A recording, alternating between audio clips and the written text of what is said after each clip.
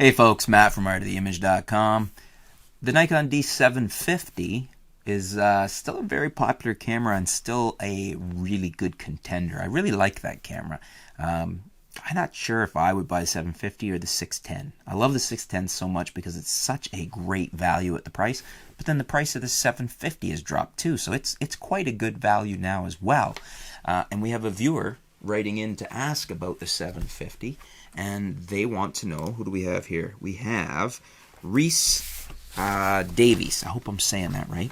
Writes in and says, "Hi, I'm looking to switch from the Canon 5D2 with a 24-70 2.8 Mark I, that's the lens, and a 50 f1.4, to the Nikon D750 with a 50 f1.4, and don't know whether to go for the 24-70 f2.8 or the 24-70 f2.8 VR. Is the lens sharper?" He's asking about the VR there. If so, is it worth the price difference? Now, good question.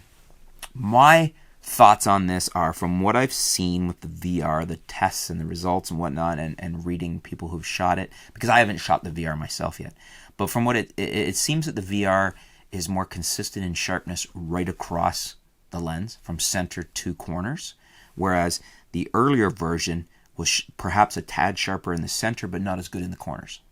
Now, here's my take on that. At a faster aperture, I don't care.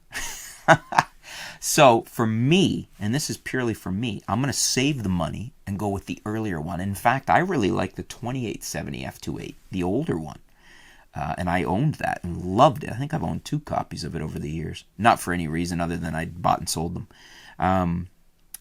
The 24-70 f2.8G non-VR is beautiful, and I really like it. And I would save the money and get either that or the 28, and because I don't need VR on that range of zoom, especially with the 750 and its amazing high ISO ability.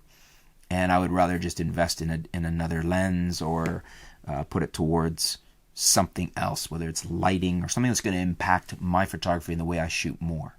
But that may be different for you guys. What do you guys think? Would you spend the extra money on the VR? Do you think it's worth it? And if you do, why? Let us know in the comments below. Or would you go the way I would go and not buy the newer one and put the money towards something else? Let us know in the comments below. Let's help out our viewer. And thanks for your question. Stay tuned. We'll be back soon here at artoftheimage.com.